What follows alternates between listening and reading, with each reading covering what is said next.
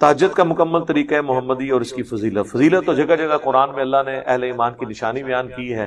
نبی علیہ السلام پہ یہ نماز فرض کی گئی. قرآن میں عسیٰ ان یبعثکم ربک مقاما محمودا، ان قریب اللہ تعالیٰ آپ کو مقام محمود پہ فائز کرے گا. نبی علیہ السلام کو اللہ تعالیٰ نے کہا رات کے وقت تہجد، اور تہجد کا ہے قرآن پڑھیں تہجد میں، یعنی تہجد کی نماز قرآن کے ساتھ. تہجد کے نفل اس لیے نہیں ہے کہ وہ 8 کی گنتی آپ نے پوری کرنی ہے. نبی علیہ السلام پورا سال پڑھتے تھے، ہمارے لیے صرف رمضان میں وہ رکھتی ہے، جسے ہم تراویح بھی کہتے ہیں، قیام اللیل بھی کہتے ہیں، تہجد بھی کہتے ہیں. اور نبی علیہ السلام نے تینوں طریقے سے پڑھے ہیں، عشاء کے فوراً ساتھ بھی، آخری پیر اٹھ کے بھی، درمیانی رات میں. تراویح بھی اسی طریقے سے، اور جہرن بھی پڑھی، سرن بھی پڑھے.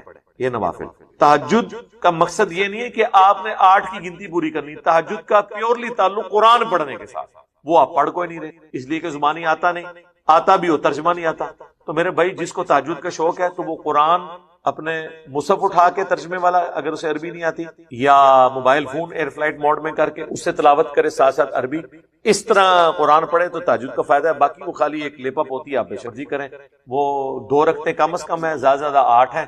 عشاء کے فوراً بعد بھی پڑھ سکتے ہیں، آدھی رات کو بھی، آخری رات میں. اور مسند احمد میں، سنن دارمی میں حدیث موجود ہے کہ جو عشاء کے وتر کے فوراً بعد 2 نفل پڑھ لیں، اگر وہ آخری پیر نہ بھی اٹھے تو اسے اللہ تعالیٰ تہجد کا ثواب دے دے گا، وہ بھی آپ پڑھ سکتے ہیں. اور ایک اور حدیث ہے بخاری اور مسلم کی کہ آپ صلی اللہ علیہ وآلہ وسلم نے ارشاد فرمایا کہ رات کی نفلی نماز 2 رکعت ہے. جب تمہیں صبح کا اندیشہ ہو تو 1 رکعت ملا لو، وہ ساری کو تاک کر دے گی، وطر کر دے گی.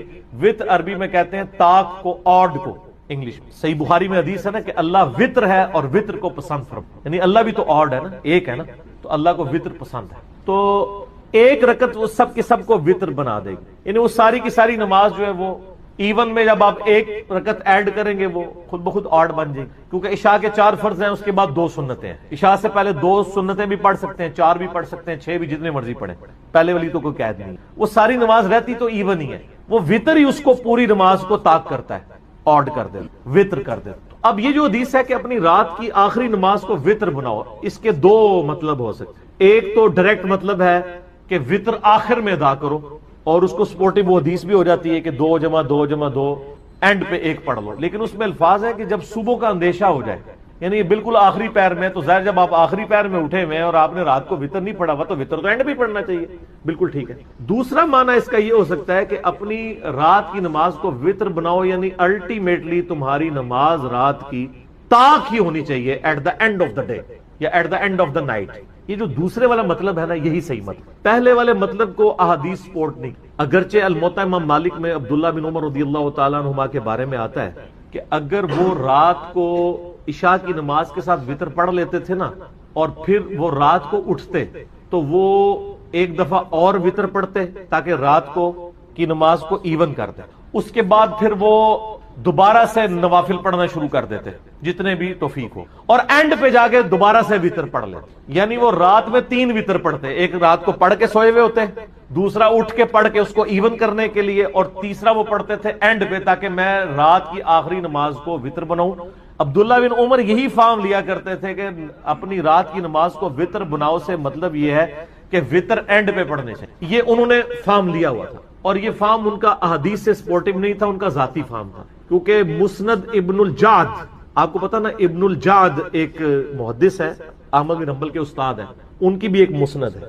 اس میں یہی جب روایت آتی ہے نا الموطا امام مالک والی، تو اس میں عبداللہ بن عمر خود کلیئر فرماتے ہیں کہ یہ جو میں اجتہاد کرتا ہوں نا کہ میں رات کو 3 دفعہ وطر پڑھ لیتا ہوں، پہلے وطر پڑھے پھر اس کو ایون کیا، وطر پڑھ کے پھر اینڈ پہ وطر، یہ میری ذاتی رائے ہے. میں نے نبی علیہ السلام یا خلفائے راشدین کو ایسا کرتے ہوئے نہیں دیکھا. تو جب کسی کی ذاتی رائے ہے نا تو وہ پھر خطا بھی کھا سکتا. اگرچہ وہ جو حدیثیں ہیں کہ نماز آخری وطر بناؤ، اس کے راوی عبداللہ بن عمر ہیں، اوورآل رول یہی ہے کہ جو راوی حدیث ہے وہ اپنی حدیث کے فہم کو جانتا ہے. لیکن یہاں راوی حدیث خود کہہ رہا ہے کہ یہ فہم میں جو بنا رہا ہوں نا نبی علیہ السلام سے نہیں میں نے سیکھا، میرا ذاتی ہے. تو سر غلطی ہو جاتی ہے، اور اس مسئلے میں ان کو ہوگی غلطی. اس کی وجہ یہ ہے کہ ابو داؤد کے اندر اور جامعہ ترمذی کے اندر ایک حدیث موجود ہے کہ نبی صلی اللہ علیہ وآلہ وسلم نے فرمایا 1 رات میں 2 دفعہ وطر ادا نہیں. تو عبداللہ بن عمر تو 3 بار پڑھتے تھے، ہو سکتا ہے ان کے ان میں یہ حدیث نہ ہو، وطر ایک ہی دفعہ رات کو، اور یہ حدیث پوری آپ کو ڈیٹیل سے ملے گی ابو داؤد کے۔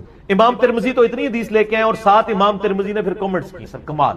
امام ترمذی یہ حدیث لے کے پھر بتایا کہ علماء اور صحابہ میں اختلاف پایا جاتا ہے اس حدیث کے تحت کہ چونکہ رات میں وطر 2 دفعہ نہیں پڑھے جا سکتے، لہٰذا وہ کہتے ہیں وہ جو حدیثیں ہیں کہ نماز کو آخری نماز کو وطر بناؤ، تو اس کا مطلب یہ ہے کہ اگر کوئی یہ مطلب لیتا ہے، ان کا بعض لوگ یہ مطلب لیتے ہیں کہ وطر کے بعد کوئی نماز ایڈ نہیں کر سکتے، کہتے ہیں لیکن دوسرے لوگوں کا موقف یہ ہے کہ وطر کے بعد اگر کوئی نماز ایڈ بھی کر لے تو وطر ٹوٹے گا نہیں، کیونکہ اگر کسی نے رات کو 3 وطر پڑھ کے سویا تھا، عشاء کے 4 فرض اور 2 سنتیں کتنی ہوگی 6 اور 3 وطر کتنے ہو گئے 9، اس کے بعد رات کو اٹھ کے وہ 2 نفل پڑھ بھی لے تو کتنی ہوگی ٹوٹل 11، تو وطر تو نہیں ٹوٹا، وطر ہی رہا، 2 اور پڑھ لے 13، جتنی مرضی پڑھتا جائے وطر ٹوٹے گا نہیں۔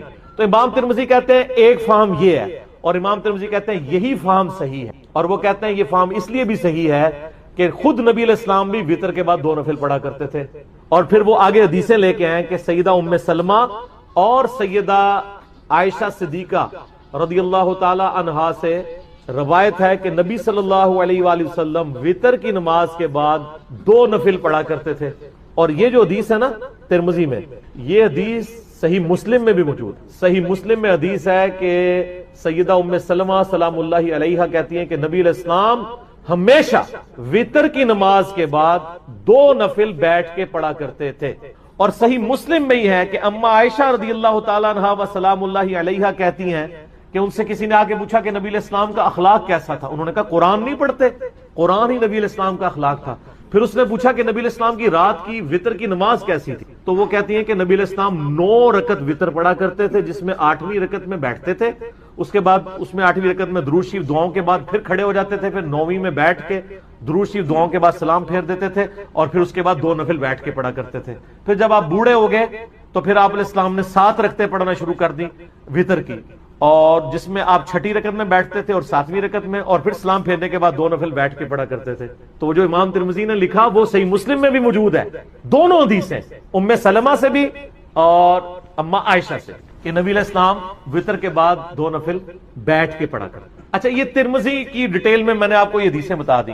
یہ جو حدیث ہے نا کہ ایک رات میں 2 دفعہ وطر نہیں پڑھ سکتے، جس کی بنیاد پہ میں نے عبداللہ بن عمر کے موقف کو، ان کے اجتہاد کو غلط ڈکلیئر کیا، اور امام ترمذی بھی ایون غلط ڈکلیئر کرتے ہیں۔ یہ حدیث ابو داؤد میں پوری ہے، سیدنا طلق ابن علی سے، یہ مشہور صحابی ہیں۔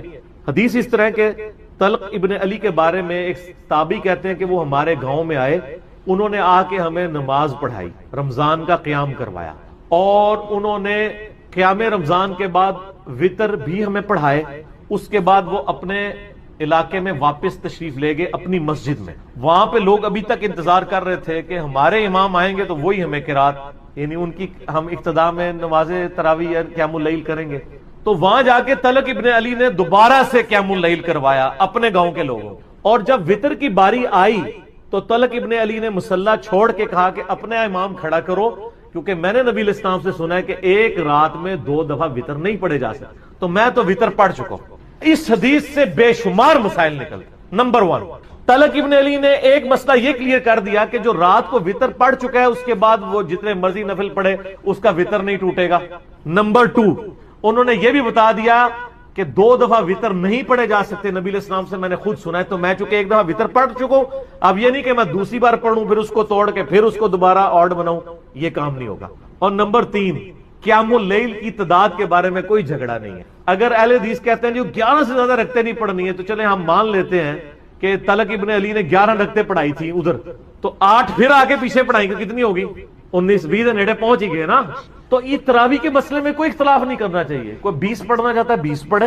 اور یہ جو جھگڑا بنایا نا کہ جی وہ نبی علیہ السلام سے 11، ہم کہتے ہیں عمومی عمل 11 ہی ہے، لیکن اگر کوئی 11 سے زیادہ پڑھ لیتا ہے نا تو صحابہ کرام اس کے جواز کے قائل ہیں۔ اسی لیے آپ کو یعنی تابعین میں 40 رکعت تک، امام مالک تو 40 رکعت کے قائل ہیں، تبع تابعی ہیں، اور وہ قائل ہیں عطا بن ابن ابی رباح سے، وہ 20 رکعت پڑھا کرتے تھے۔ اس طرح کئی اور تابعین ہیں جو 40 رکعت بھی پڑھا کرتے تھے۔ یہ نفلی عبادت ہے، اس میں کوئی جھگڑا نہیں۔ اور پھر وہ کہتے ہیں نہیں، والے حدیث کہتے ہیں نہیں جی جماعت کے ساتھ آپ 11 رکعت پڑھیں، بغیر جماعت کے پڑھ لیں۔ تو یہاں تو طلق ابن علی نے دونوں جگہ جماعت کروائی ہے اور پیچھے نہیں پڑھی، خود پڑھائی ہے۔ تو یہ حدیث والا موقف بھی اس مسئلے میں کمزور ہو گیا۔ اور حنفیوں کا بھی اگر مان لیں، وہ کہتے ہیں 20 ہی ہیں، تو 20 پہلے پڑھا کے آئے تھے، 20 اور پڑھا دی، 40 ہو گئی، تو تھوڑا بھی موقف غلط ہو گیا.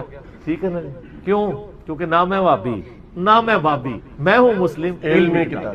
نہ ہم نے وابیوں کا دفاع کرنا ہے، نہ بابوں کے ماننے والے بابیوں کا دفاع کرنا ہے، ہم نے علمی کتابی بات کرنا. تو طلق ابن علی نے کلیئر کر دیا، اس حدیث کا فارم بھی بتا دیا کہ ایک رات میں 2 دفعہ وتر نہیں پڑھے جا سکتے. تو اس حدیث کی یعنی پوری ڈیٹیل ابو داؤد کے بعد بالکل کھل کے سامنے آ گیا.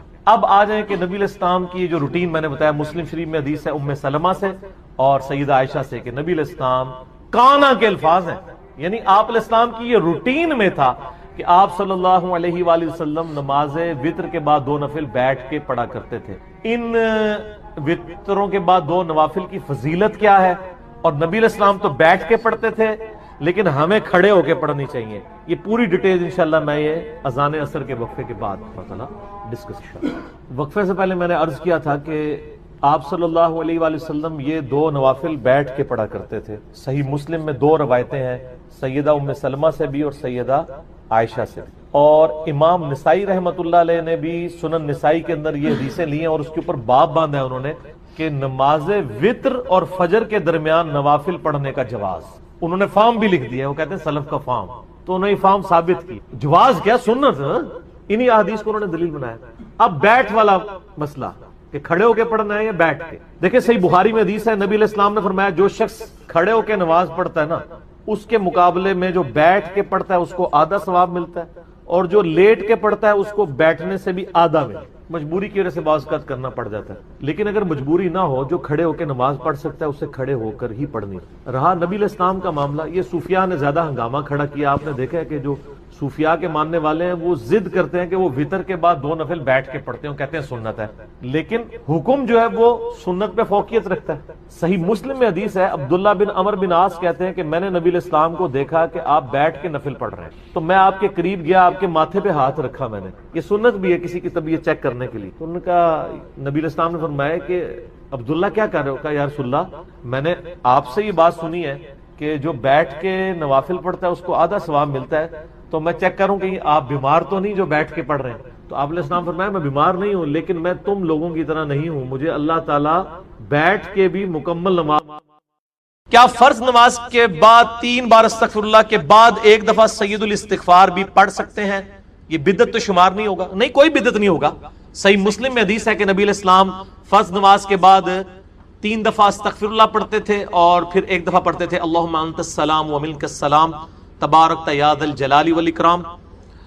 اور بخاری اور مسلم دونوں میں ہے کہ فرض نماز کا مکمل ہونا نبی علیہ السلام کی ہم تکبیر کی آواز سے پہچانتے تھے، یعنی بلند آواز سے آپ اللہ اکبر کہتے تھے. پہلے 1 دفعہ اللہ اکبر بلند آواز سے کہنا ہے، پھر 3 دفعہ آہستہ آواز میں استغفر اللہ. یہ ہمارے اہل حدیث بھائی جو ہیں اس سنت پہ عمل کر رہے ہیں، لیکن وہ استغفر اللہ بھی اونچا بولتے ہیں. استغفر اللہ اونچا بولنا خلاف سنت ہے، صرف اللہ اکبر بلند آواز سے. اور دوسری طرف علماء عرب ہیں، انہوں نے اپنے اذکار کارڈ میں سے اللہ اکبر نکال ہی دیا ہوا ہے، وہ صرف استغفر اللہ پڑھتے ہیں. اور جب ان سے پوچھیں کہ یار اللہ اکبر نہیں پڑھتے، وہ کہتے ہیں نہیں، یہ جو بخاری مسلم میں ہے نا کہ نبی علیہ السلام بلند آواز سے تکبیر پڑھتے تھے، تو تکبیر سے مراد استغفر اللہ ہے. دیکھیں آپ بندہ کو ضد میں، استغفر اللہ کس عربی ڈکشنری میں تکبیر ہے؟ اگر آپ نہیں مانتے تو ہم آپ کو علم الکلام اور فقہ والا جواب دیتے ہیں. بخاری مسلم میں حدیث ہے، حضرت ابو ہریرہ کہتے ہیں کہ نبی علیہ السلام جب نماز شروع کرتے تو تکبیر کہتے، جب رکوع میں جاتے تو تکبیر کہتے، جب رکوع سے سر اٹھاتے تو سمیع اللہ لمن حمیدہ ربنا ولک الحمد کہتے، جب سجدے میں جاتے تو تکبیر کہتے، جب سجدے سے سر اٹھاتے تو تکبیر کہتے. تو کیا وہ استغفر اللہ کہتے تھے؟ کہتے نہیں، وہ اللہ اکبر ہی ہوتا تھا. تو بخاری مسلم میں جو ہے کہ نماز کا ختم ہونا میں تکبیر کی آواز سے پہچانتا تھا، تو وہ بھی پھر استغفر اللہ نہیں، تکبیر ہی ہے. یہ میں نے فقی علماء عرب کو بھی دی تھی، اور وہ بڑے ضد میں ہیں. وہ کسی کارڈ کے اوپر ان سے جو عربی کارڈ بھی چھپ کے آتے ہیں نا، آپ لوگ دیکھیں نا، وہ اللہ اکبر نہیں لکھا ہوتا. یہ تو شکر ہے دارالاسلام والوں نے، چونکہ انٹرنیشنلی سب سے بڑا ادارہ ہے اہل حدیث کا، انہوں نے جو اذکار والے چھاپے اس میں اللہ اکبر چھاپا ہے، تو یہ عام ہوا. ورنہ پاکستان کے اہل حدیث بھی اس کے اندر مبتلا ہو گئے تھے. اب ایون یہاں جو عرب ملکوں سے اہل حدیث آتے ہیں نا، وہ اللہ اکبر نہیں اونچا کہتے ہیں، وہاں پہ ٹرینڈ نہیں ہے، وہ سنت ہی کھا گئے ہوئے. دیکھو ایک سوال میں کتنے جواب دیتے ہیں.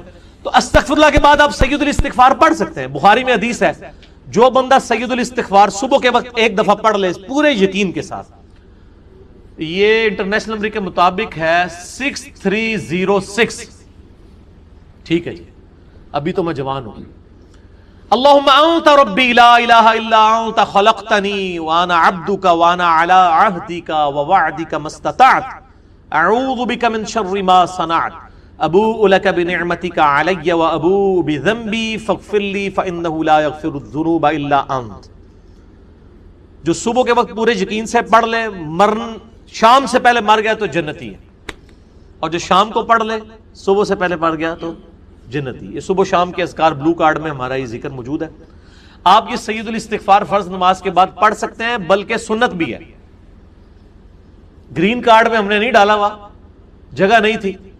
مسند البزار میں صحیح سند کے ساتھ یہ حدیث موجود ہے کہ نبی علیہ السلام فرض نماز کے بعد بھی ایک دفعہ سید الاستغفار پڑھتے تھے. تو نہ صرف یہ جائز ہے بلکہ سنت ہے.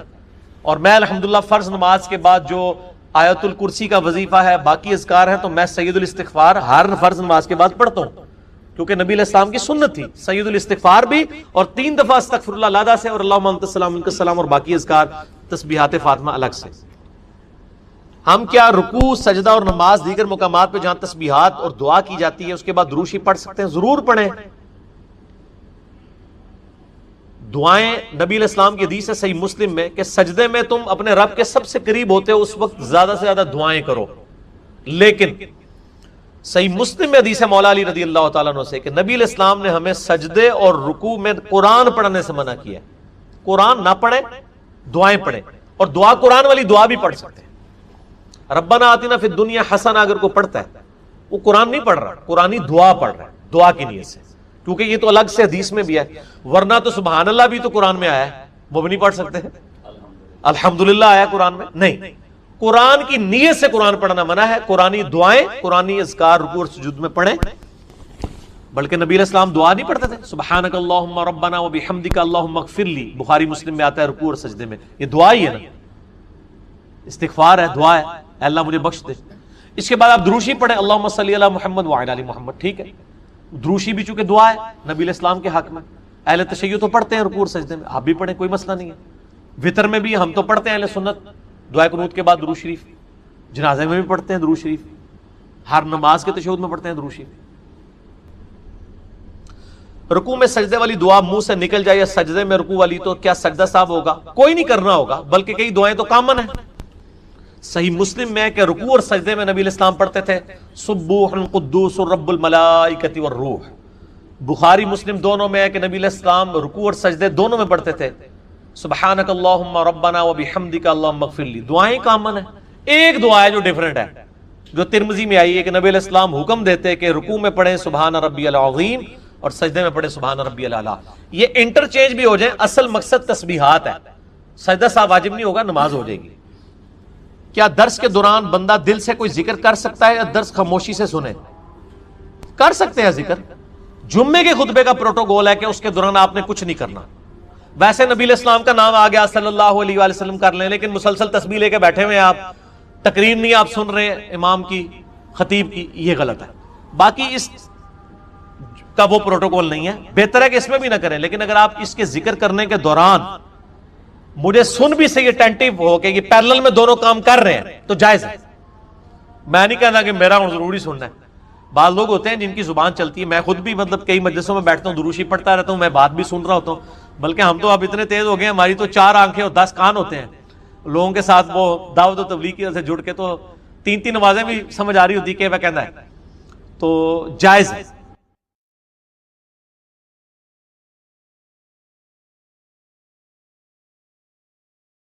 اللہ کی یاد، لا الہ الا انت سبحانک انی کنت من الظالمین، سورۃ الانبیاء میں آیا. اور اللہ تعالیٰ نے فرمایا سورہ الصافات میں کہ اگر یونس اس دعا کے ساتھ ہمیں یاد نہ کرتا ہائے ہائے تو پھر اسی دن مچھلی کے پیٹ سے نکالا جاتا جس دن کے مردے نکالے جائیں گے. یعنی قیامت تک، یعنی وہ مچھلی یونس کی قبر بن جاتی اگر وہ یہ دعا نہ کرتا. اس سے کئی رزلٹ نکلے. ایک تو رزلٹ یہ نکلا کہ یہ دعا اللہ کو اتنی محبوب ہے کہ وہ اللہ جس کا جلال اتنا ہے کہ وہ اپنے پیغمبر کو بھی کہہ رہا ہے کہ تو نے قیامت والے دن ہی نکلنا تھا، کہ مجھے اتنا غصہ ہے تیرے اوپر، گناہ کے اوپر نہیں، لغزش کے اوپر. وہ غصہ بھی ٹھنڈا ہو گیا. اس لیے میں کہتا ہوں سب سے بیسٹ استغفار جو آئے ہیں ان میں سے ایک لا الہ الا انت سبحانک انی کنت من الظالمین ہے، اور جامعہ ترمذی میں حدیث ہے جو شخص بھی یونس کی دعا کے ساتھ اللہ کی طرف متوجہ ہوا اللہ اسے محروم نہیں لوٹائے گا. یہ اسماء اعظم میں سے ہے. اور قرآن میں بھی ہے کذالک ننجی المؤمنین، مومنین کو بھی ہم نجات دیں گے جو یہ یونس کی طرح دعا مانگے گا. یہ تو قرآن میں بھی ذکر ہے. لا اچھا اس کی دیکھیں ترجمہ کتنا پیارا ہے. لا الہ الا انت، کوئی معبود نہیں سوائے تیرے، سبحانک اللہ تو غلطیوں سے پاک ہے، انی کنت من الظالمین میں تو انسان ہوں نہ غلطیاں کروں گا. یار اس سے بہتر انداز ہو سکتا ہے کہ یا اللہ تو غلطی اس لیے نہیں کرتا کہ تو پاک ہے، تو پاک تو صرف تو ہے، مخلوق تو اس لیول پہ پاک ہو نہیں سکتی. اس لیے ورنہ تو ہم مخلوق کو بھی سبحان پیغمبروں کے ساتھ بھی لگا رہے ہوتے ہیں. انسان جتنا بھی پرفیکٹ ہو پاک نہیں ہو سکتا. انبیاء کو اللہ نے گناہوں سے پاک کیا ہے، لغزشیں ان سے بھی ہوئی ہیں. حضرت آدم علیہ السلام سے لغزش ہوئی ہے، نوح علیہ السلام نے کافر بیٹے کے لیے دعا کی ہے، موسیٰ علیہ السلام سے بندہ مر گیا، نبی علیہ السلام کی 4 لغزشیں قرآن میں ذکر ہوئی ہیں. غزوہ احد پہ بددعا نکل گئی تھی زبان سے، تو وہ سورہ آل عمران میں آیا کہ آپ کو کوئی اختیار نہیں ہے، آپ نے بددعا دی ہے، اللہ چاہے تو ان کو ہدایت دے. اور پھر اسی خالد ابن ولید کو ہدایت بھی مل گئی، اور اسی مبارک زبان سے جس سے بددعا ملی تھی سیف اللہ کا لقب بھی مل گیا. ٹھیک ہے، یہ سر اللہ کے اختیار ہے. پرفیکٹ صرف گاڈ ہے، اس کی کوئی مخلوق بھی پرفیکشن میں اس لیول پہ نہیں جا سکتی. مخلوق کی یہ اللہ کا نقص نہیں ہے بلکہ مخلوق کا نقص ہے کہ جو مخلوق ہوگا نا وہ پرفیکٹ نہیں ہو سکتا. جیسے خالق ہمیشہ سے ہے، مخلوق ہمیشہ سے ہو ہی نہیں سکتی. وہ کہتے ہیں نا اکثر لوگ سوال کرتے ہیں کہ اللہ تعالیٰ اپنے ساتھ کا ایک اور خدا پیدا کر سکتا ہے. ہم کہتے ہیں یہ محال ہے، اس لیے کہ جو پیدا ہوگا وہ خدا ہوگا ہی نہیں. جو پیدا ہو گیا تو خدا کون ہے؟ لم یلد ولم یولد. ٹھیک ہو گیا. تو ذکر بھی کریں سر، اللہ کو یاد کریں جھوم جھوم کے، ہر جگہ ذکر کریں. کوئی پروٹوکول نہیں، نہ وضو نہ غسل، ذکر کے لیے کوئی پروٹوکول نہیں ہے. جب مرضی ذکر کریں، اللہ کو یاد کریں. اور اس کے لیے کپڑے پہننا ہونا بھی ضروری نہیں ہے. اکثر لوگ یہ سمجھتے ہیں کپڑے پہننا ضروری ہے، نہ کوئی ضروری نہیں ہے. بعض اوقات بندہ وضو کے لیے اندر چلا جاتا ہے غسل کے لیے یا غسل کرتے ہوئے، تو لوگ بسم اللہ نہیں پڑھتے ہیں، کپڑے پہن کے پھر بسم اللہ پڑھتے ہیں. سر اللہ اور بندے کا کون سا پردہ ہے؟ ٹھیک ہے، آپ کر سکتے ہیں ذکر. اگلا سوال ہے، میں نے اپنی زندگی میں بہت شرک کیا ہے لیکن الحمدللہ اب توبہ کر چکا ہوں، لیکن اس کے باوجود یہی فکر دامن گیر رہتی ہے کہ شرک تو ناقابل معافی گناہ ہے. معلوم نہیں کہ میری توبہ قبول ہوگی بھی یا نہیں، مجھے بتائیں میں کیا کروں. آپ سب سے پہلے تو اس طرح کے خیالات سے توبہ کریں جو آپ کر رہے ہیں. ٹھیک ہے، اس کی وجہ یہ ہے کہ سورہ التوبہ کی آیت نمبر 70 میں اللہ تعالیٰ نے فرمایا کہ جو شخص توبہ کر لے سچے دل کے ساتھ، اور اس سے پہلے بڑے بڑے گناہوں کا ذکر ہوا ہے، ان میں سے ایک شرک بھی. بلکہ اب یہ کریٹیکل سوال ہے تو میں یہ آیت پڑھ کے بھی بتا دیتا ہوں. پارہ نمبر 19 کے اندر جا کے سورہ الفرقان کی آیت نمبر ہے یہ 70. اعوذ باللہ من الشیطان الرجیم، بسم اللہ الرحمن الرحیم. ہاں جی یہ آ گیا، والذین لا يدعون مع اللہ الہا آخر. یعنی اللہ تعالیٰ اہل ایمان کی نشانی بتا رہا ہے کہ وہ ایسے لوگ ہیں کہ وہ اللہ کے ساتھ کسی اور کو الہ کے طور پر نہیں پکارتے. وَلَا يَقْتُلُونَ النَّفْسَ الَّتِي حَرَّمَ اللَّهُ إِلَّا بِالْحَقِّ. اور کسی جان کو ناحق قتل نہیں کرتے. ہاں بفتوی شریعت والا معاملہ علیحدہ ہے، یعنی قتل کے بدلے قتل، وہ بھی گورنمنٹ کا جوڈیشری کا کام ہے، آپ نے خود نہیں کرنا. وَلَا يَزْنُونَ، نہ زنا کرتے ہیں. وَمَنْ يَفْعَلْ ذَلِكَ يَلْقَى أَثَامًا. جو کوئی یہ 3 گناہ کرے گا ان قریب ان کا عذاب چکھ لے گا. کون سے 3 بڑے گناہ گنوائے گئے ہیں؟ نمبر 1 اللہ کے ساتھ شرک، نمبر 2 قتل ناحق، اور نمبر 3 زنا. حتیٰ کہ بخاری مسلم میں ایک حدیث ہے کہ نبی علیہ السلام سے جب بڑے بڑے گناہوں کے بارے میں پوچھا گیا نا تو آپ نے یہی 3 گناہ گنوائے اور پھر آپ نے کہا قرآن پڑھ کے دیکھو. یعنی نبی علیہ السلام بھی اپنی بات کی دلیل میں قرآن پیش کرتے ہیں. ماشاء اللہ تعالی. والذین لا يدعون مع اللہ الہا آخر ولا يقتلون النفس التي حرم اللہ الا بالحق ولا يزنون ومن يفعل ذلك يلقى اثاما يضاعف له العذاب يوم القيامة ويخلد فيه مهانا. جو یہ 3 گناہ کرے گا اس کے لیے عذاب دگنا کر دیا جائے گا قیامت میں، اور وہ ذلیل و خوار کر کے آگ میں یعنی جھونکا جائے گا. الا من تاب. ہاں اگر کوئی ان گناہوں سے توبہ کر لے. کون سے؟ نمبر 1 شرک، نمبر 2 قتل ناحق، اور نمبر 3 زنا. وآمن وعمل عملا صالحا، اور ایمان لے آئے، یعنی ایمان تو پہلے بھی ہوگا نہیں، صحیح والا ایمان، اور نیک عمل کرے. فَأُولَئِكَ يُبَدِّلُ اللَّهُ سَيِّئَاتِهِمْ حَسَنَاتٍ. تو پھر ایسے شخص کے گناہوں کو بھی اللہ تعالیٰ نیکیوں سے بدل دے گا. صرف معافی نہیں سر، جتنے بڑے بڑے گناہ تھے اسی لیول کی بڑی بڑی نیکیاں. وَكَانَ اللَّهُ غَفُورًا رَحِيمًا، اور اللہ تعالیٰ تو بخشنے والا مہربان ہے. وَمَن تَابَ وَعَمِلَ صَالِحًا، جو کوئی توبہ کرے اور نیک اعمال کرے، فَإِنَّهُ يَتُوبُ إِلَى اللَّهِ مَتَابًا، تو اللہ تعالیٰ کہتا ہے کہ میرے ذمے ہے اس کی توبہ کو قبول کرنا. یعنی اللہ تعالیٰ نے اپنے اوپر خود سے واجب کیا، حالانکہ اللہ تعالیٰ کسی چیز کا پابند نہیں ہے کہ جو میری طرف رجوع لائے گا میں اسے ضرور معاف کروں. تو اگر کسی شخص کو اس طرح کا وہم آتا ہے نا، اور یہ وہم اس لیے بھی آ رہا ہوتا ہے، بعض اوقات لوگ یعنی اس کا ترجمہ کرتے ہوئے بالکل لفظی ترجمہ کر رہے ہوتے ہیں. قرآن حکیم کی آیات چونکہ پورے کانٹیکسٹ کے ساتھ ہوتی ہیں، بیک گراؤنڈ میں آیات نازل ہوئی ہوتی ہیں، لہٰذا میں جب بھی ان آیات کا ترجمہ کرتا ہوں نا، جب اسپیسیفکلی شرک کو ایڈریس کر رہا ہوتا ہوں، میرا لیکچر نمبر ہے مسئلہ نمبر 3، دعا صرف اللہ ہی سے، اور سچ پیپر بھی ہے اس کے اوپر، تو ہم یہ ترجمہ جو ہے نا یہ آیت ان اللہ لا یغفر ان یشرک بہ، بے شک اللہ اس گناہ کو کبھی معاف نہیں کرے گا کہ کوئی شخص اللہ کے حضور قیامت والے دن اس حال میں پیش ہوا کہ اس نے دنیا میں شرک کیا ہوا، یعنی بغیر توبہ کے وہ مرا. وَيَغْفِرُ مَا دُونَ ذَلِكَ لِمَن يَشَاءُ، اور شرک کے علاوہ ہر گناہ معاف کر دے گا، وہ بھی اوپن لائسنس نہیں، جس کے لیے چاہے گا. یعنی جو شخص شرک سے توبہ کیے بغیر گیا نا، اس کی تو توبہ ہے ہی نہیں قیامت. ہاں دنیا میں کر گیا وہ معاملہ علیحدہ ہے، قیامت میں اللہ سے اس حال میں ملا کہ اس نے دنیا میں شرک کیا ہوا اور توبہ نہیں کی، تو اللہ تعالیٰ اس کا گناہ معاف نہیں. وَمَن يُشْرِكْ بِاللَّهِ فَقَدْ ضَلَّ ضَلَالًا بَعِيدًا، جو کوئی شرک کرتا ہے وہ گمراہی میں دور جا پڑا. وَلِعَوْذُ بِاللَّهِ تَعَالَى. دنیا میں تو میرے بھائی جامعہ ترمذی میں حدیث ہے، نبی علیہ السلام نے فرمایا موت کے غرغرے سے پہلے اللہ تعالیٰ توبہ قبول کرتا ہے. موت کے غرغرے سے مراد ہے نزع کا عالم طاری ہونے سے پہلے. جب کسی کو موت نظر آ گئی نا، اب وہ توبہ نہیں کر سکتا. تو قرآن حکیم میں ہے نا، فرعون جب ڈوبنے لگا تھا تو اس نے کیا کہا تھا، میں ہارون اور موسیٰ کے رب پر ایمان لاتا ہوں، بنی اسرائیل کے رب پہ. تو اللہ تعالیٰ نے کیا فرمایا تھا، الآن، اب لایا ایمان. حالانکہ ایمان تو لے آیا تھا، وہ غرغرہ تو وہ لے ہی رہا تھا نا، غوطہ تو کھا رہا تھا نا. تو موت کے غرغرے سے مراد ہے نزع کا عالم طاری ہونے سے پہلے. اور اس میں ایک پوائنٹ کئی دفعہ ہائی لائٹ کر چکا ہوں، یہاں پہ بھی کر دوں. اگر آپ کو کسی شخص کے بارے میں یہ پتا چل جائے نا کہ اس کو لا علاج بیماری لگ چکی اور وہ کچھ عرصے میں ایکسپائر ہو جائے گا، جیسے کینسر ہے، یعنی ہم نے یہ لرن کر لیا نا کہ کینسر جب 3rd سٹیج کے اوپر پہنچ جاتا ہے تو وہ انسان بچتا نہیں. جس شخص کو کینسر ہوا ہے یا سپوز اس کے گردے فیل ہو گئے یا دل بالکل ایج پہ پہنچ چکے، ایسے لوگوں کو یعنی پاکستان انڈیا میں تو لوگ چھپاتے ہیں کہ پہلے ہی نہ کہیں مر جائے. وہ سن کے کتنی حیران کن بات ہے کہ مسلمان جس کے لیے موت ایسٹ ہونی چاہیے، چلو کافر کو تو سمجھ آتا ہے، اس نے تو دنیا ہی کمائی ہے نا، مسلمان بھی یعنی مرنے سے پہلے مر جاتے ہیں موت کا سن کے. ایسا تو نہیں ہونا چاہیے اصولاً. اور یہ ٹانٹ اللہ نے قرآن پاک میں یہودیوں کو دی ہے سورہ جمعہ کے اندر، کہ کہتے ہیں نا اللہ کے بڑے چہیتے ہیں، ان کو کہو کہ تم موت کی تمنا کرو اگر تم سچے ہو. اگر تم اللہ کے چہیتے ہو تو پھر موت تو تمہارے لیے خوشخبری ہونی چاہیے، لائبلٹی نہیں ہونی چاہیے، ایسٹ ہونی چاہیے. اب یہی تان ہمیں بھی آ رہا ہے، مسلمان کی حالت نہیں ہونی چاہیے، اس کو موت کا پتہ چلے تو جناب وقت سے پہلے ہی مرنے کی کوشش کرے. تو لیکن آپ یورپ امریکہ میں اگر کسی کو بیماری ہونا اس کو بتا دیا جاتا ہے کہ سر پلان کر لیں 6 مہینے ہیں، اور 6 مہینے بھی ان کے پلان ہے، وہ 6 سال بھی ہو سکتے ہیں، 6 گھنٹے بھی ہو سکتے ہیں، وہ تو اللہ کی مرضی ہے، وہ ایک ایسٹیمیٹ بتاتے ہیں. یہاں پہ لوگ چھپا لیتے ہیں. اس کا نقصان یہ ہے کہ نہ وہ اپنی لائف کو یعنی کوئی وراثت کے پوائنٹ آف ویو سے مینج کر سکتا ہے، اور سب سے بڑھ کے اسے توبہ کی طرف آپ کو لانا چاہیے. میں تو کہتا ہوں جی کسی کو کینسر ہو گیا ہے، ابھی اس میں موت کا غرغرہ نہیں آیا، کوئی کینسر ہوا ہے نا، پتہ نہیں کب مرنا ہے، ٹھیک ہے نا، نزع کا عالم بھی نہیں ہے، اس کو سب سے پہلے بتائیں کہ بھئی تمہیں لا علاج بیماری ہے، تمہاری ڈیتھ کسی بھی وقت ہو سکتی ہے، اللہ کی طرف رجوع لاؤ.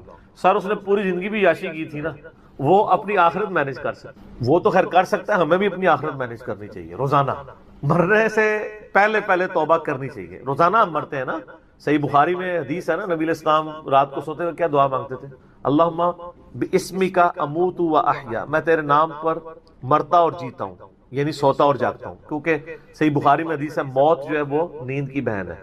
اور جب آپ صبح اٹھتے ہیں تو وہ بھی صحیح بخاری میں دعا ہے، الحمدللہ الذی احیانا بعد ما اماتنا والیہ النشور.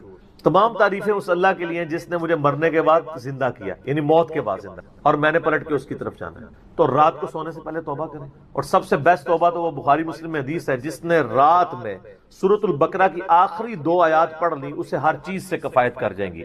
آمن الرسول بما انزل الیہ من ربہ والمؤمنون کل آمن باللہ وملائکتہ وکتبہ ورسلہ لا نفرق بین احد من رسلہ وقالوا سمعنا واطعنا غفرانک ربنا والیک المصیر لا یکلف اللہ نفسا الا وسعها. آنورڈ. اس میں تجدید ایمان بھی ہے، اللہ پر ایمان، کتابوں پر، فرشتوں پر. اس کے بعد دعائیں ہیں، ربنا لا تؤاخذنا ان نسینا واخطانا. اس کے اندر توبہ شامل ہے. سب سے بیسٹ تجدید ایمان جو ہے سورہ بقرہ کی آخری دو آیات ہیں، اور یہ ہمارے وظیفے میں ہم نے بلو کارڈ کے اوپر بھی لکھا ہے کہ نبی علیہ السلام نے فرمایا، اور یہ حدیث بخاری مسلم دونوں میں، جو شخص رات کو سونے سے پہلے سورۃ البقرہ کی آخری دو آیات پڑھ لے، اس میں جو کچھ اللہ سے مانگا ہے وہ اس کو دے دیا جائے گا. یہ بھی الفاظ ہے. تو اس میں کیا کچھ مانگا ہوا ہے؟ تو تجدید ایمان. پھر صحیح بخاری میں حدیث ہے کہ نبی علیہ السلام فرمایا جو صبح یقین کے ساتھ ایک دفعہ پڑھ لے سید الاستغفار، اور شام سے پہلے اگر مر گیا سیدھا جنت میں جائے گا. اور اگر شام کو پڑھ لیا پورے یقین کے ساتھ، یقین سے مراد ہے کہ باقی توبہ کا اس کا ارادہ ہوا، صبح سے پہلے مر گیا سیدھا جنت. اللہم انت ربی لا الہ الا انت خلقتنی وانا عبدک وانا علی عہدک ووعدک ما استطعت اعوذ بک من شر ما صنعت ابوء لک بنعمتک علی وابوء بذنبی فاغفر لی فانہ لا یغفر الذنوب الا انت. یہ سید الاستغفار ہے. تو یہ وہ ہے توبہ جو روزانہ کرنی چاہیے، نزا سے پہلے پہلے، یعنی صبح بھی پڑھے شام کو پڑھے. بلکہ مسند البزار میں صحیح سند کے ساتھ ہے کہ نبی صلی اللہ علیہ وآلہ وسلم ہر فرض نماز کے بعد بھی سید الاستغفار پڑھتے تھے. ہر فرض نماز کے بعد ایک تو ہم پڑھتے ہیں نا اللہ اکبر استغفر اللہ استغفر اللہ استغفر اللہ اللہم انت السلام منک السلام تبارک یا ذا الجلال والاکرام. اس کے بعد آپ سید الاستغفار آیت الکرسی بھی پڑھیں. آیت الکرسی کے بارے میں بھی آیا ہے سنن نسائی الکبریٰ کے اندر صحیح سند کے ساتھ، ہم نے گرین کارڈ میں ڈالا ہے کہ جو شخص آیت الکرسی فرض نماز کے فوراً بعد پڑھے گا مرتے ہی جنت میں جائے گا. لیکن نماز پڑھے گا، خالی آیت الکرسی نہیں، نماز کے فوراً بعد، تو نماز بھی اس کو پڑھنی چاہیے. تو اس طرح یعنی تجدید ایمان والا یہ معاملہ بھی کرنا چاہیے، اور یہ وہمی نہیں بننا چاہیے کہ اللہ تعالیٰ معاف نہیں کرے گا. صحیح بخاری اور مسلم دونوں میں حدیث ہے کہ میں اپنے بندے کے گمان کے قریب ہوں. جو بندہ میرے لیے گمان کرتا ہے میں ویسا ہوں اس کے. جو شخص یہ کہتا ہے اللہ مجھے معاف نہیں کرے گا تو اس کو واقعی اللہ معاف نہیں، اور جو کہے گا کہ اللہ تعالیٰ مجھے معاف کر دے گا اسے اللہ معاف کر. تو انشاءاللہ تعالیٰ یہ کبھی ایسا نہیں کرنا چاہیے اللہ تعالیٰ سے نا امیدی والا معاملہ. آپ اپنے رب کے وعدوں پر، نبی صلی اللہ علیہ وسلم کے وعدوں پر یقین رکھیں کہ جس شخص نے سچے دل سے توبہ کی ہے اس کی نہ صرف توبہ قبول ہوگی سورۃ الفرقان آیت نمبر 70 کے تحت، بلکہ اس کے گناہوں کو بھی نیکیوں سے بدل دیا جائے گا. تو اللہ تعالیٰ رجوع لانے والوں کو پسند فرماتا ہے. بار بار رجوع لاتے رہنا چاہیے. اللہ تعالیٰ سے اپنے آپ کو آزاد نہیں کرنا چاہیے. نیکی کی ہو یا نہ کی ہو، گناہ کیا ہو یا نہیں کیا، یہ علیحدہ سے بات ہے.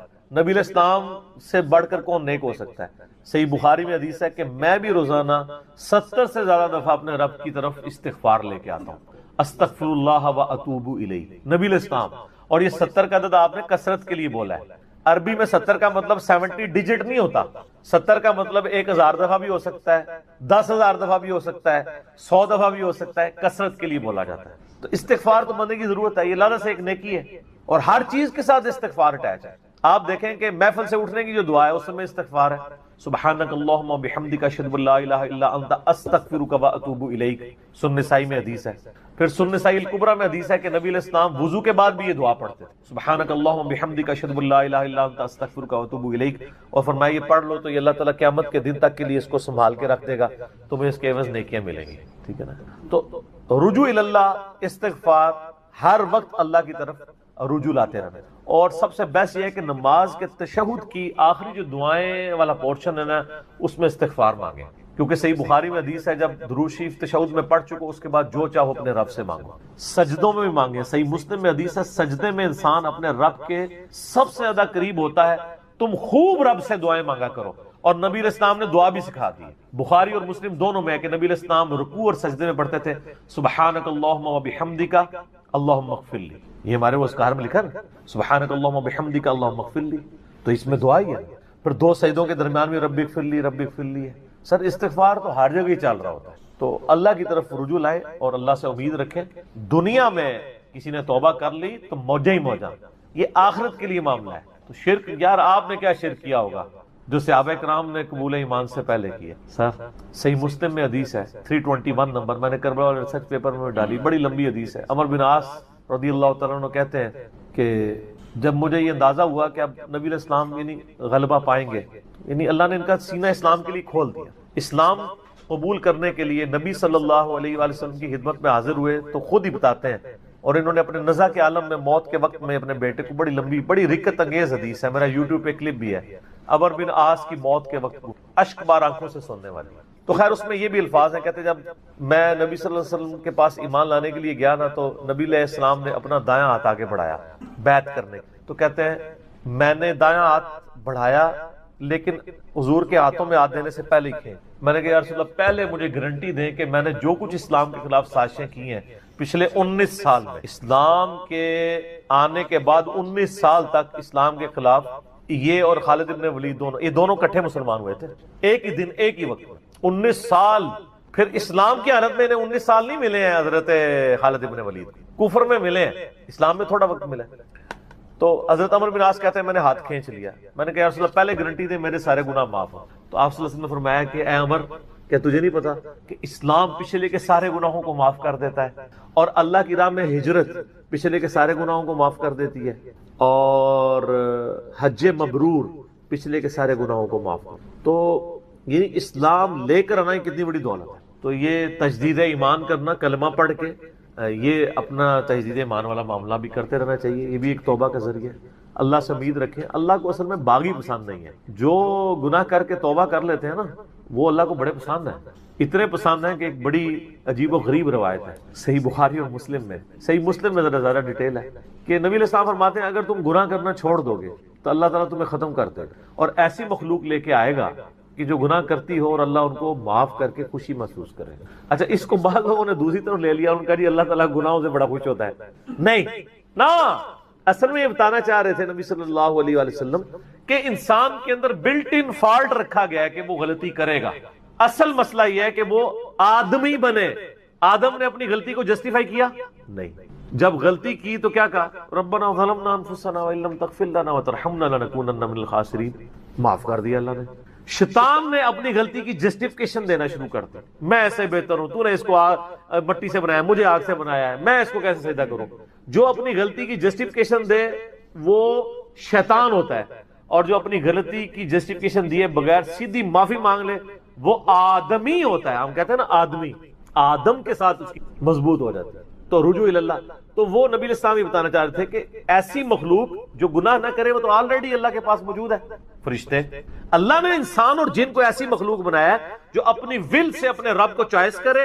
فَأَلْهَمَهَا فُجُورَهَا وَتَقْوَاهَا، ان میں یعنی برائی کا مادہ بھی رکھ دیا، اچھائی کا بھی. وہ خود اپنی عقل ایز اے انسٹرومنٹ یوز کر کے یہ اللہ تعالیٰ کو خود سے وہ چوز کرے. ایسی مخلوق اللہ کو چاہیے تھی. سر یہی وہ چیز ہے جیسے انسان فرشتوں سے افضل ہو جاتا ہے. اور میں اکثر کہا کرتا ہوں کہ یہ وہ دولت ہے جو جبرائیل کے پاس بھی نہیں ہے. سر جبرائیل مجھ سے اگر میرا ایمان ایکسچینج کرنا چاہے نا میں نہیں کرتا. جبرائیل نے خدا کو مانا ہے خدا کی مرضی سے، اور میں نے خدا کو مانا ہے اپنی مرضی سے. اس کا کوئی ایکویلنٹ نہیں. اسی لیے انسان اشرف المخلوق ہے. اسی لیے انسان کو اللہ نے اتنا درجہ ہے فرشتے سے بہتر انسان بننا، مگر اس میں لگتی ہے محنت. انسان بنے، آدمی بنے. یہ نہ ہو کہ اولئک کالانعام بل هم اضل، جو سورۃ الاعراف میں ہے کہ وَلَقَدْ ذَرَأْنَا لِجَهَنَّمَ كَثِيرًا مِنَ الْجِنِّ وَالْإِنسِ، جنوں اور انسانوں کی اکثریت دوزخ کے لیے ہی پیدا ہوئے ہیں. یہ اللہ نے ایکسپرٹ اوپینین دیا، یہ نہیں ہے کہ میں نے دوزخ کے لیے ان کو بنایا. ساتھ یہ ہے کہ ہم نے ان کو کام دیے تھے، یہ سنتے نہیں، سننے کا سا نہیں سنتے. آنکھیں دی تھی دیکھتے نہیں، دیکھنے کا سا دیکھتے نہیں، یعنی عبرت والا. اور عقل دی تھی، دل دیے تھے. آپ عقل کر لیں ترجمہ، دل کر لیں، وہ سوچتے نہیں ہیں. اولئک کالانعام بل هم اضل، یہ تو چوپایوں کے مانند ہے بلکہ ان سے بھی بدتر ہیں، جو آنکھ کان اور عقل کو یوز کر حق بات تک نہیں پہنچتے. ولا تقف ما ليس لك به علم، 10 کمانڈمنٹس میں سے 9 کمانڈ کیا ہے؟ سورہ بنی اسرائیل آیت نمبر 36. انسان کسی چیز کی پیروی اس وقت تک مت کرنا جب تک تجھے اس کے بارے میں ڈیفینیٹ علم حاصل نہ ہو جائے. ان السمع والبصر والفؤاد كل اولئک كان عنه مسؤولا، بے شک کان، آنکھیں اور عقل ان کے بارے میں پوچھا جائے گا تم نے ان کو یوز کر کے حق بات تک پہنچنے کی کوشش کیوں نہیں کی ہے. اچھا ہم کوشش ماشاءاللہ کر رہے ہیں لیکن دنیا میں حق بات تک پہنچنے. میں آپ سے ایک چھوٹا سا سوال کرتا ہوں. آپ موٹر بائک پہ جا رہے ہو، دن کے وقت آپ نے ہیڈ لائٹ کھولی ہوئی ہو، سامنے سے آپ کو کوئی یوں اشارہ کرے تو آپ اسے گالی سمجھیں گے؟ فوراً ہیڈ لائٹ آف کریں گے.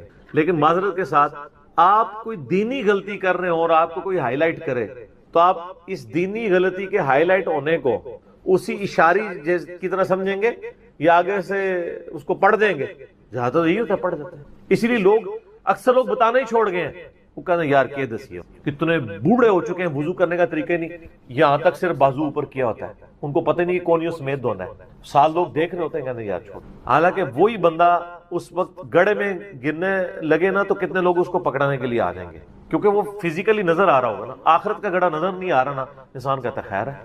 یہی ہمدردی ہماری آخرت کے پوائنٹ آف ویو سے بھی ہونی، اور یہی حوصلہ ہمیں سننے کے اعتبار سے بھی ہونا چاہیے. میں اکثر کہتا ہوں کہ دنیا میں اگر آپ کو گالی دے کے بھی آپ کے دنیا کے نفع کی کوئی بات کرے نا، فلانا ٹنگیا تو اتنے بیٹھے ہیں، ادھر تو اناؤنسمنٹ ہوئی ہے کہ جناب جو اپنا شناختی کارڈ لے کے آ جائے تو اس کو راشن فری مل رہا ہے، تو آپ کو اس دوست کی گالی یاد آئے گی کہ یار بڑی مہربانی، بعد میں بھی آ کے بھی شکریہ ادا کریں گے. لیکن وہی دوست آپ کو پیار محبت سے بات سمجھائے کہ یار یہ تم غلط کر رہے ہو، آپ اس کو کتے کی طرح پڑ جاتے ہیں، اور کوئی نہیں تو کہتے ہیں اس کو تمیز ہی نہیں بات کرنے کی. دنیاوی طور پہ وہ گالی نکال کے بھی دنیاوی فائدے کی بات کرے تو آپ تمیز کو نہیں دیکھتے، اور آپ کے آخرت کے فائدے کی بات وہ لجاجت سے بھی کرے تو آپ کہتے ہیں تمیز سے نہیں بات کر رہا. اصل میں آپ نے خود کبوتر کی طرح آنکھیں بند کی ہوئی ہیں، بلی کو غائب کرنا چاہتے ہیں لیکن بلی غائب نہیں ہوگی، تھوڑی دیر بعد آپ کی گردن مروڑ لے. بولے اعوذ باللہ تعالیٰ. یعنی یہ ایک انسان کے اوپر ایک موت کی تلوار تو لٹک رہی ہے. ٹھیک ہو گئے تو ان کو کہ بے فکر رہیں، توبہ قبول ہے انشاءاللہ تعالی. اگلا سوال، کیا فرض نماز کے بعد 3 بار استغفر اللہ کے بعد ایک دفعہ سید الاستغفار بھی پڑھ سکتے ہیں؟ یہ بدعت تو شمار نہیں ہوگا؟ نہیں، کوئی بدعت نہیں ہوگا. صحیح مسلم میں حدیث ہے کہ نبی علیہ السلام فرض نماز کے بعد 3 دفعہ استغفر اللہ پڑھتے تھے اور پھر ایک دفعہ پڑھتے تھے اللہم انت السلام و منک السلام تبارکت یا ذا الجلال والاکرام. اور بخاری اور مسلم دونوں میں ہے کہ فرض نماز کا مکمل ہونا نبی علیہ السلام کی ہم تکبیر کی آواز سے پہچانتے تھے، یعنی بلند آواز سے آپ اللہ اکبر کہتے تھے. پہلے ایک دفعہ اللہ اکبر بلند آواز سے کہنا ہے، پھر 3 دفعہ آہستہ آواز میں استغفر اللہ. یہ ہمارے اہل حدیث بھائی جو ہیں اس سنت پہ عمل کر رہے ہیں، لیکن وہ استغفر اللہ بھی اونچا بولتے ہیں. استغفر اللہ اونچا بولنا خلاف سنت ہے، صرف اللہ اکبر بلند آواز. اور دوسری طرف علماء عرب ہیں، انہوں نے اپنے اذکار کارڈ میں سے اللہ اکبر نکال ہی دیا ہوا ہے، وہ صرف استغفر اللہ پڑھتے ہیں. اور جب ان سے پوچھیں کہ یار اللہ اکبر نہیں پڑھتے، وہ کہتے ہیں نہیں، یہ جو بخاری مسلم میں ہے نا کہ نبی علیہ السلام بلند آواز سے تکبیر پڑھتے تھے، تو تکبیر سے مراد استغفر اللہ ہے. دیکھیں آپ بندہ کو ضد میں، استغفر اللہ کس عربی ڈکشنری میں تکبیر ہے؟ اگر آپ نہیں مانتے تو ہم آپ کو علم الکلام اور فقہ والا جواب دیتے ہیں. بخاری مسلم میں حدیث ہے، حضرت ابو ہریرہ کہتے ہیں کہ نبی علیہ السلام جب نماز شروع کرتے تو تکبیر کہتے، جب رکوع میں جاتے تو تکبیر کہتے، جب رکوع سے سر اٹھاتے تو سمیع اللہ لمن حمیدہ ربنا ولک الحمد کہتے، جب سجدے میں جاتے تو تکبیر کہتے، جب سجدے سے سر اٹھاتے تو تکبیر کہتے. تو کیا وہ استغفر اللہ کہتے تھے؟ کہتے نہیں، وہ اللہ اکبر ہی ہوتا تھا. تو بخاری مسلم میں جو ہے کہ نماز کا ختم ہونا میں تکبیر کی آواز سے پہچانتا تھا، تو وہ بھی پھر استغفر اللہ نہیں، تکبیر ہی ہے. یہ میں نے فقی علماء عرب کو بھی دی تھی، اور وہ بڑے ضد میں ہیں. وہ کسی کارڈ کے اوپر ان سے جو عربی کارڈ بھی چھپ کے آتے ہیں نا، آپ لوگ دیکھیں نا، وہ اللہ اکبر نہیں لکھا ہوتا. یہ تو شکر ہے دارالاسلام والوں نے، چونکہ انٹرنیشنلی سب سے بڑا ادارہ ہے اہل حدیث کا، انہوں نے جو اذکار والے چھاپے اس میں اللہ اکبر چھاپا ہے، تو یہ عام ہوا ہے. ورنہ پاکستان کے اہل حدیث بھی اس کے اندر مبتلا ہو گئے تھے. اب ایون یہاں جو عرب ملکوں سے اہل حدیث آتے ہیں نا، وہ اللہ اکبر نہیں اونچا کہتے ہیں، وہاں پہ ٹرینڈ نہیں ہے، وہ سنت ہی کھا گئے ہوئے. دیکھو ایک سوال میں کتنے جواب دیتے ہیں. تو استغفر اللہ کے بعد آپ سید الاستغفار پڑھ سکتے ہیں. بخاری میں حدیث ہے، جو بندہ سید الاستغفار صبح کے وقت ایک دفعہ پڑھ لے پورے یقین کے ساتھ، یہ انٹرنیشنل نمبر کے مطابق ہے 6306. ٹھیک ہے، ابھی تو میں جوان ہوں. اللہم انت ربی لا الہ الا انت خلقتنی وانا عبدک وانا علی عہدک ووعدک ما استطعت اعوذ بک من شر ما صنعت ابوء لک بنعمتک علی وابوء بذنبی فاغفر لی فانہ لا یغفر الذنوب الا انت. جو صبح کے وقت پورے یقین سے پڑھ لے، شام سے پہلے مر گیا تو جنتی، اور جو شام کو پڑھ لے صبح سے پہلے پڑھ گیا تو جنتی. یہ صبح شام کے اذکار بلو کارڈ میں ہمارا یہ ذکر موجود ہے. آپ یہ سید الاستغفار فرض نماز کے بعد پڑھ سکتے ہیں، بلکہ سنت بھی ہے. گرین کارڈ میں ہم نے نہیں ڈالا ہوا، جگہ نہیں تھی. مسند البزار میں صحیح سند کے ساتھ یہ حدیث موجود ہے کہ نبی علیہ السلام فرض نماز کے بعد بھی ایک دفعہ سید الاستغفار پڑھتے تھے. تو نہ صرف یہ جائز ہے بلکہ سنت ہے. اور میں الحمدللہ فرض نماز کے بعد جو آیت الکرسی کا وظیفہ ہے، باقی اذکار ہیں، تو میں سید الاستغفار ہر فرض نماز کے بعد پڑھتا ہوں، کیونکہ نبی علیہ السلام کی سنت تھی سید الاستغفار بھی، اور 3 دفعہ استغفر اللہ لادا سے، اور اللہم انت السلام منک السلام، اور باقی اذکار.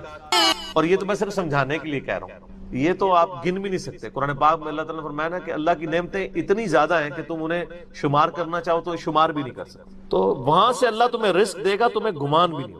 اب رزق کے لیے ضروری نہیں ہے کہ آپ کے پاس مال و دولت اور آپ کے ایسٹس بڑھ جائیں. یہ بھی اللہ تعالیٰ کا بہت بڑا رزق ہے کہ آپ کے پاس جو تھوڑے بہت ایسٹس ہیں وہ سلامت ہیں. کسی ایک میڈیکل کیس کسی گھر کے اندر 1 کروڑ پڑتی بندے کو بھی لا کے زیرو پہ کھڑا کر سکتے. آپ کی زندگی میں کئی ایسے کیسز ہوئے ہوں گے جدادیں تک بک جاتی ہیں. اور مجھے واصف علی واصف صاحب کی بات یاد آ گئی. وہ کہتے ہیں میں وہ مسجد میں بیٹھا ہوا تھا تو ایک بندے کو میں نے دیکھا کہ وہ دعا مانگ رہا ہے کہ یا اللہ 25 سال پہلے جو میں نے دعا تو سے کی تھی وہ واپس لے لے, بس یہ دعا کر رہا ہے. کہتے ہیں وہ فارغ ہوا تو میں نے اس سے پوچھا کیا ہوا؟ اس نے کہا جی 25 سال پہلے میں نے اللہ سے رو رو کے ایک بیٹا مانگا تھا, میری بیٹی ہی تھی صرف, اور وہ بیٹا میرے گاٹے فٹ ہو گیا, یعنی وہ نشے میں مبتلا ہو گیا, سارا گھر کا مال اس نے بیچ دیا, مجھے کنگال کر دیا. تو میں اللہ سے کہہ رہا ہوں یا اللہ یہ اولاد واپس ہی لے لے. تو یہ بھی تو ہو سکتا ہے. سورہ توبہ میں آتا ہے, اللہ تعالیٰ آتا ہے اپنے جو فاسق و فاجر لوگوں کے بارے میں کہ اللہ تعالیٰ چاہتا ہے کہ ان کی اولاد کو ہی ان کے لیے عذاب بنا, اولاد بھی عذاب بن سکتی. اس لیے میں دعا کیا سکھائی گئی ہے, ربنا ھب لنا من ازواجنا وذریاتنا قرۃ اعین واجعلنا للمتقین اماما. اے اللہ ہماری بیویوں اور ہماری اولاد میں آنکھوں کی ٹھنڈک بنا اور ہمیں پرہیزگاروں کا امام بنا, ہماری آنے والی نسلیں پرہیزگار ہوں, ورنہ یہ تو مصیبت بھی گلے پڑ سکتی. تو ایک میڈیکل کیس آپ کو کہاں سے کہاں لے کے جا سکتے, ایک بچے کا نافرمان ہونا آپ کو کہاں سے کہاں لے کے جا سکتے. اور اس سے بڑی ناکامی تو آخرت کی ناکامی ہے. ایسا بچہ بھی ہو سکتا ہے کہ جو آپ کی دنیا تو برباد نہ کرے لیکن آخرت برباد کر دے, اس کی وجہ سے آپ گناہوں میں مبتلا ہو جائے. تو یہ بھی رزق کی ایک فارم ہے. رزق صرف یہ نہیں ہے کہ آپ کے لیے مال پانی کھل جائے, بلکہ مال سبسسٹنس لیول پہ بھی موجود ہے, لیکن آپ کو کوئی ایسی تکلیف نہیں آ رہی کہ جس کی وجہ سے آپ کا مال نہیں نکل رہا. ورنہ ایک بندہ 10 لاکھ روپے مہینے کا کماتا ہے اور 9 لاکھ روپے اس کا نکل جاتا ہے, کیا فرق پڑا اس کو؟ اس نے کون سا ایسٹ بنا لیا. اور جو اذیت گزار رہا ہے وہ اللہ اس کو تو کوئی سوچ بھی نہیں سکتا, ذہنی ٹینشن ہے. صحیح بخاری مسلم میں حدیث ہے, نبی علیہ السلام فرمایا ہمیشہ اپنے سے نچلے لوگوں کو دیکھو تو تمہیں یوں اللہ تعالیٰ کی نعمتوں پر صبر نصیب ہوگا اور قناعت نصیب, اوپر نہ دیکھو. اور پھر بخاری مسلم میں یہ حدیث ہے کہ ابن آدم کے پاس اگر سونے کی 2 وادیاں ہوں تو وہ خواہش کرے گا تیسری وادی بھی مجھے مل جائے, اس کا پیٹ صرف قبر کی مٹی بھری. بخاری مسلم دونوں میں حدیث ہے کہ انسان کہتا ہے میرا مال میرا مال میرا مال. نبی علیہ السلام فرمایا تیرا مال تو وہ ہے جو تو نے کھا پی لیا یا پہن کر بوسیدہ کر دیا یا اللہ کی راہ میں خرچ کر کے آخرت کے لیے محفوظ کر لیا. باقی جتنا مال ہے وہ تو تیرے ورثہ کا مال ہے, تو کہتا ہے میرا مال ہے. پھر بخاری مسلم دونوں میں حدیث ہے کہ نبی علیہ السلام نے فرمایا کہ انسان کے 3 دوست ہیں, ایک دوست ہی اس کی قبر تک ساتھ جاتا ہے, وہ اس کے اعمال ہیں. باقی جو 2 دوست ہیں وہ باہر ہی رہ جاتے ہیں, اس کے رشتہ دار اور مال. اب مال ساتھ جاتے ہیں, مال بھی آپ ساتھ لے کے جا سکتے ہیں, لیکن وہ مال جو آپ نے پہلے اپنی زندگی میں اپنی مرضی سے اللہ کی راہ میں خرچ کر دیا, وہ اللہ کے ڈیوائن بینک میں جمع ہے. وہ قرآن پاک میں سورۃ البقرہ میں آیا 700 گنا تک کہ اللہ تعالیٰ کر کے لوٹائے گا, بلکہ یہاں تک فرمایا کہ یہ اللہ تعالیٰ کو تم قرض دے رہے ہو اور اللہ تعالیٰ اس قرض کو لوٹائے گا. دیکھیں کتنا قدردان ہے کہ دیتا اللہ ہے, اور جب اسی کے دیے ہوئے میں سے آپ اسی کی راہ میں خرچ کرتے ہیں تو وہ کہتا ہے کہ یہ تم نے مجھے قرض دی. اللہ کہتا ہے میں تمہارا مقروض ہوں, تمہیں لوٹاؤں گا. یہ ہے اللہ تعالیٰ کی قدردان. جامعہ ترمذی میں حدیث ہے, مسند امام احمد میں موجود ہے کہ نبی علیہ السلام فرمایا کہ جب بھی کوئی شخص دعا کرتا ہے وہ خالی نہیں جاتی, یا تو اس دعا کے عوض جو تم نے مانگا وہ اللہ تمہیں عطا کر دیتا ہے, یا اس سے بہتر یعنی اس کی برکت سے اللہ تعالیٰ بہتر نعم البدل دیتا ہے, تمہاری کوئی تکلیف ٹال دیتا ہے, یا پھر اس دعا کو سنبھال کے رکھتا ہے قیامت کے دن کے لیے, اور اس دعا کے ایکویلنٹ تمہیں اجر عطا فرما. تو دعا تو بہت ضروری ہے, اللہ کی طرف رجوع لانا ہے. ٹاپک اور طرف چلا جائے گا, فی الوقت اس کی طرف آپ کنسنٹریٹ کریں کہ اللہ تعالیٰ مارا ہے کہ تمہیں وہاں سے رزق ملے گا, تمہیں گمان بھی نہیں ہوگا. وَمَن يَتَوَكَّلْ عَلَى اللَّهِ, اور جو کوئی اللہ پر توکل کرے فَهُوَ حَسْبُهُ, تو اللہ اس کے لیے کافی ہے. ان اللہ بالغ امری, اللہ تعالیٰ تو اپنا کام پورا کر کے رہتا ہے, لیکن قد جعل اللہ لکل شیء قدرا, اللہ نے ہر معاملے کے لیے ایک اندازہ مقرر کر رہا ہے. اسی کو ہم وہ کہتے ہیں نا کہ اللہ کے ہاں دیر ہے اندھیر نہیں ہے, لیکن یہ دیر بھی ہم صرف سمجھانے کے لیے کہتے ہیں, وہ دیر نہیں ہے. وہ اللہ کا رول ہی یہی ہے کہ اللہ تعالیٰ نے کسی معاملے کو کس لیول کے اوپر جا کے ایڈریس کرنا. 23 سال تک مشرکین عرب کو دیکھیں نا مہلت ملی ہے. کتنے لوگوں نے کہا کہ دیکھو کان پک گئے ہیں ہمیں سنتے ہوئے, نبی علیہ السلام ہمیں دھمکیاں لگاتے ہیں کہ قوم عاد قوم سمود کی طرح تم بھی برباد کر دیے جاؤ گے, جب وقت کے پیغمبر کا انکار کرو گے تو عذاب تو کوئی نہیں آ رہا. اور قرآن پاک میں پھر نبی علیہ السلام کے بارے میں بھی آتا ہے کہ آپ علیہ السلام نے بھی تھوڑی سی بے صبری کا مظاہرہ کیا. سورۃ الانعام کے سٹارٹ میں آپ پڑھ کے دیکھ لیں تو اللہ تعالیٰ نے پھر جلال فرمایا کہ نبی تم چاہو تو جاؤ زمین میں کوئی سرنگ تلاش کر لو, یا آسمان میں کوئی سیڑھی لگا کے ان کی مرضی کا معجزہ انہیں لا کے دکھا دو. ہم اپنے فیصلوں میں یعنی کسی کے پابند نہیں ہیں. پھر سورہ آل عمران میں آتا ہے جب غزوہ احد کے موقع پہ نبی علیہ السلام کی زبان سے بددعا نکل گئی خالد ابن ولید کے لیے کہ اللہ تعالیٰ ایسی قوم کو کیسے ہدایت دے گا جنہوں نے اپنے نبی کا چہرہ خون سے رنگ دیا. یہ صحیح مسلم میں الفاظ ہیں. قرآن پاک میں اشارتاً اس کا ذکر ہے سورہ آل عمران میں. اللہ تعالیٰ نے فرمایا کہ نبی آپ کو کوئی اختیار نہیں ہے, اللہ تعالیٰ چاہے تو ان کو ہدایت بھی دے. ہائے ہائے, یہ اللہ کے فیصلے ہیں, یہ کسی انسان کا کوئی فیصلہ. تو اب ان آیات کی روشنی میں بزرگ تو کسی کھاتے میں نہیں بنتے, لوگ بزرگوں کو لے کے بیٹھ رہے ہوتے ہیں. یہ بزرگ دعا کریں گے, بزرگ کر دیں گے, بزرگوں نے کیا کرنا ہے؟ یا تو نبی اسلام کے بارے میں فرمایا جا رہا ہے کہ آپ کو کوئی اختیار نہیں ہے, اللہ تعالیٰ چاہے تو بخش دے, اللہ تعالیٰ چاہے گرفت فرمائے, اللہ تعالیٰ چاہے ڈھیل دے. اللہ نے ہر کام کے لیے ایک اندازہ مقرر کیا ہوا ہے, وہ اسی موقع کے اوپر اللہ تعالیٰ اس چیز کو اسٹیبلش. وہ اللہ کے ڈیوائن علم میں ہے کہ کب اللہ تعالیٰ نے اسلام کا غلبہ کروانا ہے. جب نہیں کروایا تو 13 سال میں 125 بندے ہی مسلمان ہوئے ہیں, اور اگلے 13 سال کے اندر دونوں سپر پاورز بھی الٹ دی گئی ہیں. دونوں طرف ٹائم پیریڈ تو ایک ہی ہے. تو یہ اللہ تعالیٰ فیصلے فرما. عمر اور رزق میں برکت کے لیے کوئی وظیفہ بتا دیں. اس میں نے بتا دیا نا, صحیح بخاری مسلم دونوں میں حدیث ہے. نبی صلی اللہ علیہ وآلہ وسلم نے فرمایا جو شخص یہ چاہے کہ اس کے رزق میں برکت کر دی جائے, عمر دراز کر دی, تو اپنے رشتہ داروں کے ساتھ اس نے, لیکن یہ بھی تقدیر میں لکھا ہوا ہوگا کہ وہ کرے گا تو یہ ہو جائے گا, تو اسی کو توفیق ملے گی نا. تو اللہ تعالیٰ اس کی عمر میں برکت صرف یہ نہیں ہے کہ ایک بندہ 60 سال کا ہے تو اب 100 سال پہ مرے. کئی 100 سال کی زندگی پاتے ہیں اور کام چوانی کا بھی نہیں کر کے مرتے, اور بعض لوگ 50 سال میں اتنا کام. امام شافعی کی عمر 55 سال تھی صرف جب فوت ہوئے ہیں. چلو شافعی کو تو چھوڑ دیں, اس سے پہلے آ جائیں. عمر بن عبدالعزیز 38 سال کی عمر میں فوت ہوئے ہیں. 38 سال کی عمر میں 3 براعظموں پہ ایسے نقوش چھوڑ گئے ہیں کہ آج دنیا حیران ہے. تو ان کو تو عمر بھی کوئی نہیں ملی. یہ نہیں ہوتا کہ آپ کو عمر کتنی ملی ہے, آپ نے اس عمر میں کیا کیا ہے. آپ اللہ تعالیٰ آپ کو اسی ٹائم میں اتنی برکت. میں اپنے لیے آپ کو بات کرتا ہوں, میں کسی کیا بات کروں, میری زندگی خود اس چیز کا نمونہ ہے. آج جب لوگ یہ نہیں کہتے ہیں یار اس نے اتنے ویڈیوز چڑھا دی ہیں, کتنے بیٹھ کے ریکارڈ کرانا رہنا, حالانکہ ہفتے میں ایک ریکارڈ ہوتی ہے, روزانہ ہوتی بھی نہیں ہے, لیکن کنسسٹنسی کے ساتھ اللہ کی مدد کے ساتھ آپ اگر یہ کام لے کے چلتے رہیں تو slow and steady wins the race. تو آج چیزیں آپ دیکھ لیں ہزاروں کی تعداد میں آپ کے سامنے, اور یہ حالات اللہ تعالیٰ فیوریبل کرتا ہے. میں یقین کریں, میں اپنے بھائیوں کو کہتا ہوں, میں جب بھی درس, ابھی آج کا درس میں نے کرنا تھا نا, وہ ہندو کا جواب دینا تھا, تو میں نے پورے ہفتے سے دعائیں شروع کی ہوئی تھی, اللہ زندگی دے دیں, حالات فیوریبل ہو جائیں, ٹرانسفارمر بھی نہ اڑے ہمارا, جنریٹر بھی چلتا رہے, سارے معاملات چلتے رہے, اور فرحان بھائی بھی ٹائم پہ آ جائیں, ٹھیک ہو گیا جی, کالر مائک بھی چل جائے, کیمرے کی بھی بیٹری چارج ہو, ساری چیزیں. یہ میں جو چیزیں میرے اختیاروں میں کر کے, یا اللہ تو نے کرمانی ریکارڈنگ, میں تو کچھ بھی نہیں. اپنے پورے ریسورسز مینج کر کے بھی اللہ پہ نظر ہوتی ہے. حالانکہ میرے دوستوں کو پتا ہے میں کتنا وہمی ہوں. میرے آفس میں بھی نا, جب سب سے مشکل کوئی ٹاسک میرے حوالے کیا جاتا ہے اور وہ ہمارے باس کہتے ہیں یار اس کو دے کے تم بھول جاؤ, پھر وہ کام کر کے آپ کو بتائے گا. تو کیوں میں وہم ہوں, جس کام میں ہاتھ ڈالتا ہوں نا, میں دنیاوی اعتبار سے ہر چیز اس کے حوالے سے مینج کرتا ہوں, لیکن ساتھ مسبب الاسباب پہ نظر ہوتی ہے کہ یا اللہ یہ جو کچھ میں کر رہا ہوں نا, یہ تو میں اسباب کر رہا ہوں نا, میرے ساتھ کوئی بھی پرابلم ہو سکتی, کسی کے ساتھ کوئی این ٹائم, یعنی اس کے اوپر فیملی کے اوپر کوئی ایسا ایشو آ سکتا ہے کہ درس کینسل کرنا پڑ جائے, ہو سکتا ہے نا. جس طرح ایک بار یعنی اچانک جو ہے وہ یعنی ہمارا درس کینسل ہو گیا تھا, عثمان بھائی کی والدہ فوت ہو گئی تھی, ہمیں اپنا درس کینسل کرنا پڑا, ایگزیکٹ اسی دن ہی ہو گیا اس طرح. تو وہ حالانکہ ہمارا درس پورا تیار, مسئلہ 41 اس دن ریکارڈ ہونا تھا, کئی سال پہلے کی بات. کس سال کی بات ہے یہ؟ 5 سال پہلے کی بات ہے. تو اپنا ہر چیز مینج کی تھی, لیکن اینڈ ٹائم پہ کوئی مسئلہ کھڑا ہو گیا. میرے اپنے بھی کئی کلوز ریلیٹیو فوت ہوئے ہیں, لیکن اللہ کا شکر ہے اتوار مطلب وہ درس سے 1-2 دن آگے پیچھے ہی ہوئے ہیں, تو اللہ تعالیٰ نے یعنی معاملات کو سیٹل کر دیا. یہ ساری چیزیں سر فیوریبل ہونا, پھر تو یہ وہ سوال کی طرف ہوں کہ رشتہ داروں سے اس نے سلوک کریں, اللہ تعالیٰ رزق میں اضافہ کرے گا, عمر میں اضافہ کر دے گا, یعنی برکت ڈال دے گا, تھوڑی چیز بھی کفایت کر دے گی. ابو داؤد میں ایک حدیث ہے, ایک صحابی کہتے ہیں میری ماں فوت ہوگی, فرمایا اپنی خالہ کے ساتھ اس نے, ٹھیک ہو گیا. تو یہ رزق کے بڑھنے کا ذریعہ. باقی دعا تو ایک ہی ہے, اللہم ربنا آتینا فی الدنیا حسنہ وفی الآخرۃ حسنۃ وقنا عذاب النار. یہ دنیا کے ہر کام کے لیے دعا ہے, رزق کی برکت کے لیے, اولاد کے لیے, اولاد کے اچھے مستقبل کے لیے, لڑائی جھگڑا ختم کرنے, دنیا کی ہر چیز اس میں داخل ہے. کیوں؟ ربنا آتینا فی الدنیا حسنہ, دنیا میں ہر چیز حسنہ عطا کر دے, بہتر, اور آخرت کی ہر چیز داخل ہے.